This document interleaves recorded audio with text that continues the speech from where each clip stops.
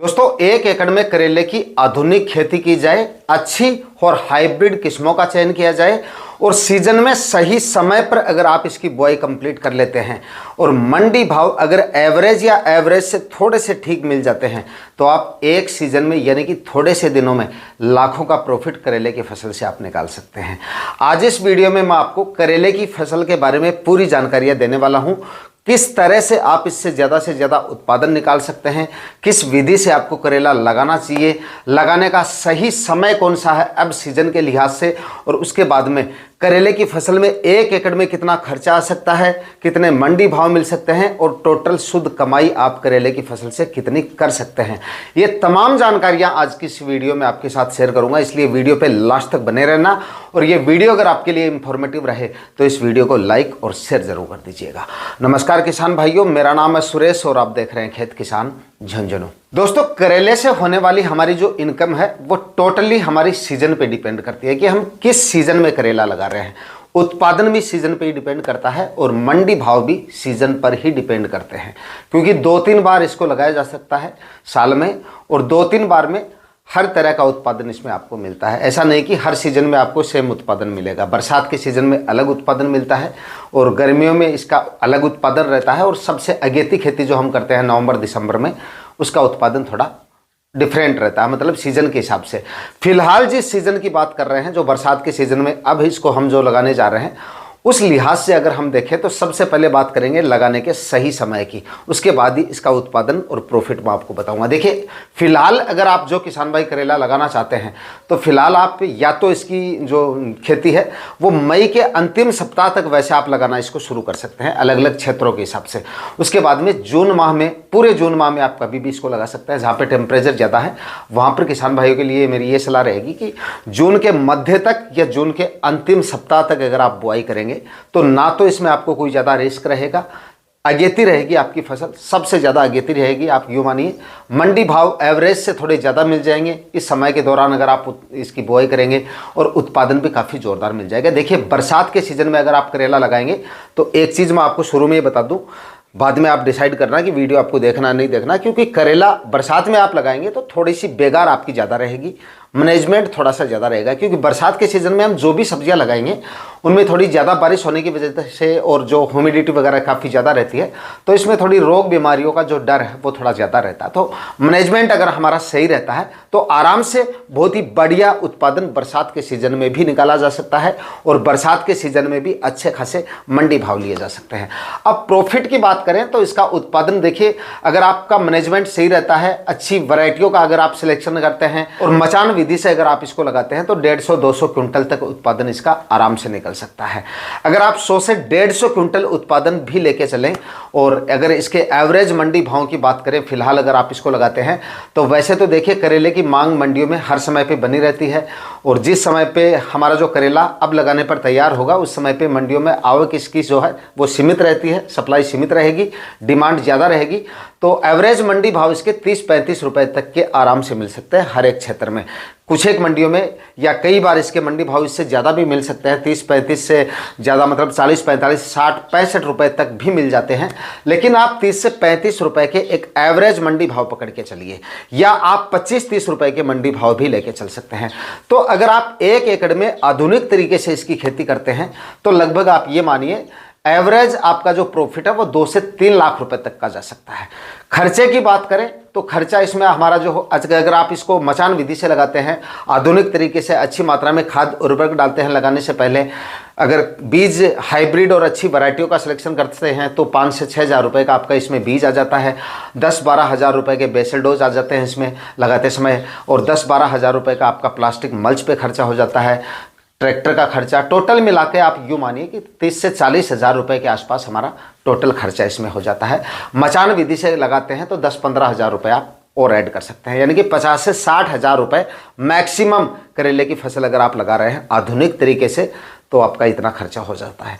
उसके बाद अगर आप थोड़ी सी बेगार कर लेते हैं, प्लॉट पे नज़र बनाए रखते हैं और बीमारियों से अगर आप अपनी फसल को दूर रखते हैं तो उसके बाद आप इतना काम करने के बाद में 2 से 3 लाख रुपए का प्रॉफिट आराम से करेले की फसल से निकाला जा सकता है। बाकी देखिए बाजार पे डिपेंड करेगा, आने वाले मंडी भाव पे डिपेंड करेगा। टोटल प्रॉफिट आप यूँ मानिए उत्पादन और मंडी भाव पे डिपेंड करता है।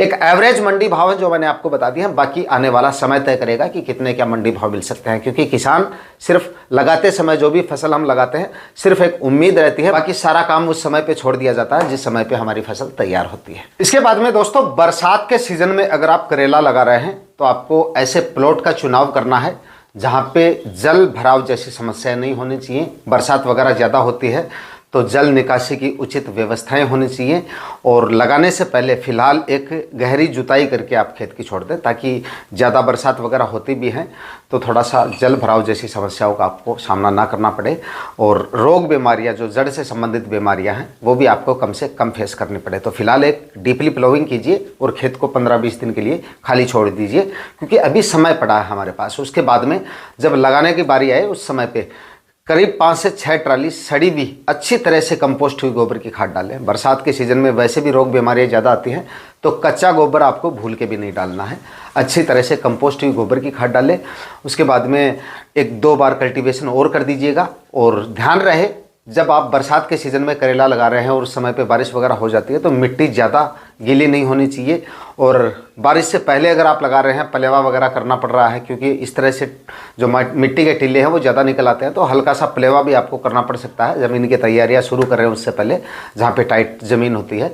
तो लगाते समय या बेड बनाते समय मिट्टी में नमी ज़्यादा नहीं होनी चाहिए, एक्स्ट्रा नमी उड़ा देनी है। क्या करना है, मतलब टेम्परेचर काफ़ी ज़्यादा धूप वगैरह निकलती है तो 3-4 दिन के लिए ज़मीन को छोड़ देंगे 1-2 कल्टीवेशन करके, तो एक्स्ट्रा नमी जो है वो निकल जाएगी। उसके बाद आपको क्या करना है, रासायनिक खाद उर्वरक डालना है जी बेड बनाने से पहले। तो उसमें आप ले सकते हैं 1 बैग आप DAP का ले सकते हैं, DAP नहीं मिलती है तो आप TSP ले सकते हैं, या फिर आप NPK खादों का इस्तेमाल कर सकते हैं। और अलग अलग मैं आपको बता देता हूं, जैसे 1 बैग आप DAP का ले लें और उसके बाद में 30 से 35 kg म्यूरेट ऑफ पोटास ले लीजिएगा, और करीब 15 से 20 kg ले लीजिएगा यूरिया खाद आखिरी कल्टीवेशन से पहले, और एक फंगीसाइड ज़रूर ऐड कर दीजिएगा। बरसात के सीज़न में आप जो भी सब्जियां लगाएं फंगीसाइड ज़रूर ऐड कर लें, कार्बनडाजिम प्लस मैनकोजेब यानी कि UPL का साफ आप ले सकते हैं। आखिरी कल्टीवेशन से पहले बरोबर अपने प्लॉट में समान मात्रा में बिखेर के उसके बाद में एक और कल्टीवेशन करें, उसके बाद में बेड बनाएं। बेड से बेड का डिस्टेंस कम से कम 6 फीट रखें, क्योंकि वैसे तो करेले की बेलें ज़्यादा नहीं फैलती हैं, लेकिन बरसात के सीज़न में हम लगा रहे हैं तो डिस्टेंस प्रॉपर मेंटेन रखना है। बेलों का एंगेजमेंट ज़्यादा रहेगा तो ह्यूमिडिटी भी उस समय पे ज़्यादा रहती है, तो ब्लाइट वगैरह की समस्या आ सकती है, फलों में या बेलों में सड़न वगैरह की समस्या आ सकती है। काफ़ी किसान भाई ज़मीन पे भी लगाते हैं, तो इस तरह से अगर आप ज़मीन पे लगा रहे हैं चाहे मंडप तैयार कर रहे हैं 6 फीट से कम डिस्टेंस आपको नहीं रखना है। उसके बाद में प्लास्टिक मल्च ज़रूर लगाएं इसमें बेड बना के। बेड की साइज़ भी अच्छी रखें जी, करीब 3 फीट चौड़ा 1 से 1.5 फीट बेड की हाइट रखें। 25 या 20-22 माइक्रोन की प्लास्टिक मल्च भी आप लगा सकते हैं, क्योंकि प्लास्टिक मल्च ज़्यादा हैवी लेने की ज़रूरत नहीं है, ज़्यादा लंबी अवधि की फसल नहीं है ये, तो इसलिए आप 20-22 माइक्रोन की प्लास्टिक मल्च से भी काम चला सकते हैं। मैं 20 माइक्रोन की लगाता हूँ बेल वाली सब्जियों में, लौकी को छोड़ के। लौकी थोड़ी ज़्यादा समय तक चलती है तो इसमें थोड़ी हैवी प्लास्टिक मल्च आप 25 माइक्रोन तक की ले सकते हैं, लेकिन करेले जैसी फसलों में आप आराम से जो है 20 माइक्रोन की जो प्लास्टिक मल्च है उससे काम चल जाता है। उसके बाद आप 1-1 फीट की दूरी पर बीजों की बुआई करें, उसके बाद में आप मंडप तैयार करेंगे तो और भी ज़्यादा लंबे समय तक आपकी फसल चलेगी, रोग बीमारियां कम देखने को मिलेंगी और उत्पादन ज़्यादा मिलेगा, फ्रूट सेट ज़्यादा होंगे, ह्यूमिडिटी ज़्यादा भी रहेगी तो आपके उत्पादन पे फर्क नहीं पड़ेगा, रोग बीमारियां नहीं आएंगी और फलों की जो क्वालिटी है वो बहुत बढ़िया मिलेगी आपको। इसलिए सारे फायदे हैं। थोड़ा सा एक्स्ट्रा आपका खर्चा ज़रूर होगा, उतना बेनिफिट आपको मंडी भाव में मिल जाएगा और उत्पादन में मिल जाएगा। तो इस तरह से आप इसको लगा सकते हैं। अच्छी वैरायटियों की बात करें तो मैंने खुद लगाई है सिजंटा की अस्मिता वैरायटी, इसको आप लगा सकते हैं। और अगर छोटी साइज वाला करेला आपका चलता है तो आपकी क्षेत्र में चलता है तो आप यहाँ पे सिजंटा की ही लिटिल चैंप वैरायटी आती है, छोटू करेला, वो भी आप लगा सकते हैं, बहुत ही अच्छी वैरायटी है। और उसके बाद में ईस्ट वेस्ट की प्रगति वैरायटी आती है, एक प्राची वैरायटी आती है ईस्ट वेस्ट की, ये आप ले सकते हैं, बहुत ही अच्छी और बहुत ही शानदार वैरायटियाँ हैं। सेमिनस की अभिषेक वैरायटी आती है, उसका भी आप चयन कर सकते हैं। इस तरह से काफ़ी सारी वैरायटियाँ हैं जिनका इस समय पर आप आराम से सिलेक्शन कर सकते हैं। करेले की फसल से ज़्यादा उत्पादन लेने के लिए फल फूल की अवस्था में आपको बहुत ज़्यादा सावधानियां रखनी है। और इस समय पे काफ़ी किसान भाइयों ने करेला लगा भी रखा है, उत्पादन चल रहा भी होगा, तो वो भी ध्यान से सुन ले। जब फल फूल आ रहे हो या हार्वेस्टिंग भी चल रही है आपकी, उस समय पे कैल्शियम बोरोन का इस्तेमाल आप जरूर करें संतुलित मात्रा में। 1 एकड़ में 5-6 kg तक आप कैल्शियम नाइट्रेट दे सकते हैं और 500 ग्राम प्रति एकड़ के हिसाब से बोरोन जरूर दे देना है। और इससे मतलब टेम्परेचर ज़्यादा रहते हैं तब भी और कोई खाद अगर आप नहीं दे पाते हैं तो जो कैल्शियम नाइट्रेट है वो आपको ज़रूर दे देना चाहिए। और जिन किसान भाइयों की फसलें थोड़ी पुरानी होने लगी हैं, उत्पादन डाउन होने लगा है, बेलें कमज़ोर दिख रही हैं, तो वहाँ पर आप फेरस का इस्तेमाल कर सकते हैं, फेरस दे सकते हैं ड्रिप इरीगेशन के द्वारा। इससे बेलों में एक बार फिर से जान आती है, हरापन आपको देखने को मिलेगा और एक बार फिर से आपको अच्छा उत्पादन मिल जाएगा इससे। और NPK जो 05234 आती है उसका फर्टिगेशन आपको बिल्कुल करना है। मतलब जैसे फल लगने शुरू होते हैं उस समय पे NPK 05234 का फर्टिगेशन करें, वो भी काफ़ी ज़्यादा महत्वपूर्ण होता है। छोटी अवस्था में जब करेला 15-20 दिन की अवस्था में आता है या 10-15 दिन की अवस्था में आता है, तो जड़ों के विकास के लिए और फसल के अच्छी वृद्धि विकास के लिए आप ह्यूमिक एसिड 500 ग्राम प्रति एकड़ के हिसाब से ज़रूर दे दीजिएगा। और उसके बाद में पहली खुराक NPK 19-19 की हर बेल वाली फसल में आपको शुरुआत में दे देनी है। इससे ये एक संतुलित मात्रा में तीनों खाद मतलब तीनों बराबर मात्रा में मिल जाते हैं, नाइट्रोजन, पोटेशियम और फास्फोरस। तो ये खुराक आपको पहली बार में जरूर दे देनी है। इस तरह से आप बाकी और भी कई सारे फर्टिगेशन आप समय समय पर कर सकते हैं। जो जरूरी फर्टिगेशन है वो मैंने आपको बता दिए हैं। फल फूल की अवस्था में आपको काफ़ी ज़्यादा सावधानियां रखनी है। और जिन किसान भाइयों ने अब जो भी फसलें मतलब आपकी चल रही हैं और फल फूल झड़ने जैसी समस्याएं आपको फेस करनी पड़ रही हैं, तो वहाँ पर आप कई सारे टॉनिक आते हैं, इनका इस्तेमाल कर सकते हैं। मिक्स माइक्रोन्यूट्रेंट्स भी आप दे सकते हैं। और जो समुद्री शैवाल के अर्क से बने जो प्रोडक्ट आते हैं, जो सीवीड फर्टिलाइजर आते हैं, उनका भी आप इस्तेमाल कर सकते हैं। यानी कि बायोविटा आती है, उसका आप इस्तेमाल कर सकते हैं। 25 ml प्रति 15 लीटर स्प्रे टैंक के हिसाब से आप स्प्रे कर दीजिए, बहुत ही अच्छा और बहुत ही शानदार रिजल्ट आपको मिल सकता है।